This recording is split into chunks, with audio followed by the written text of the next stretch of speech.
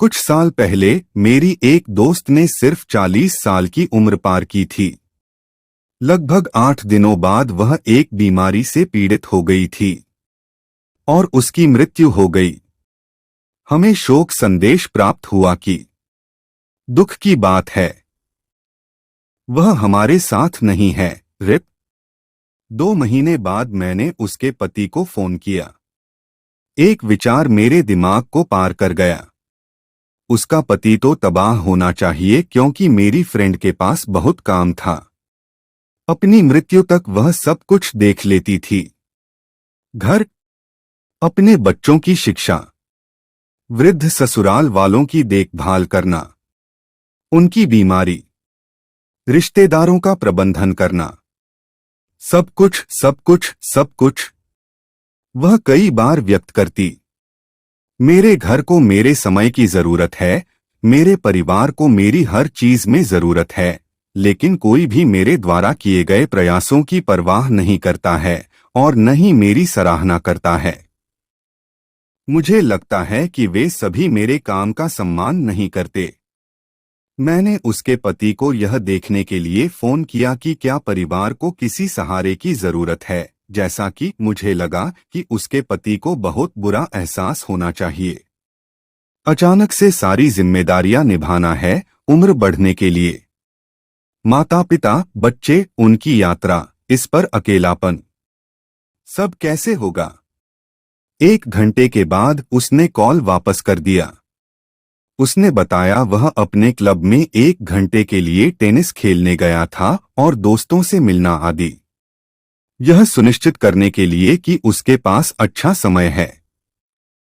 यहां तक कि उन्होंने पुणे ट्रांसफर ले लिया है, इसलिए अब यात्रा नहीं करनी पड़ती है।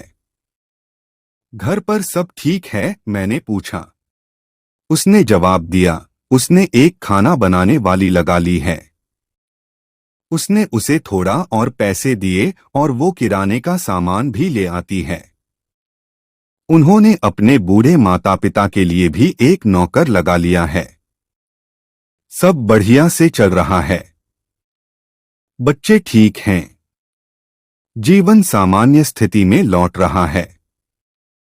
मैंने मुश्किल से 1-2 वाक्य कहे, मेरा गला पसीज गया। मैंने फोन रख दिए। मेरी आंखों में आंसू आ गए। मेरी सहेली मेरे ख्यालों में बनी रही। उसने अपनी सास की बीमारी के चलते स्कूल के दोस्तों से मिलने नहीं आती थी। वह अपनी भतीजी की शादी में भी नहीं गई क्योंकि उसे अपने घर में मरम्मत का काम देखना था। वह कई मजेदार पार्टियों और फिल्मों से चूक गई थी क्योंकि उसके बच्चों की परीक्षा दिलानी थी और खाना बनाना है। उसे अपने पति की जरूरतों का ख्याल रखना था। उसने हमेशा कुछ प्रशंसा और कुछ पहचान की तलाश की थी, जो उसे कभी नहीं मिली। वास्तविकता, उसके मरने के बाद 2 और नौकरानियां काम पर ली गईं और घर आराम से चलता रहा।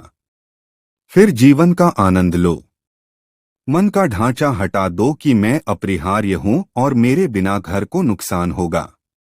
सभी महिलाओं को मेरा संदेश, सबसे महत्वपूर्ण बात यह है कि अपने आप के लिए समय निकालें।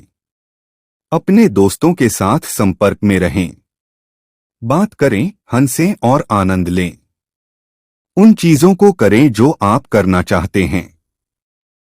जीवन अनमोल है। हमारी खुशियां दूसरों के पैमाने में फिट नहीं बैठती हैं। अपने आप को खुश रखना हमारी खुद की जिम्मेदारी है। आप भी कुछ खुशियों के हकदार हो। हम सभी के पास जीने के लिए केवल एक ही जीवन है। जिंदगी गुलजार है।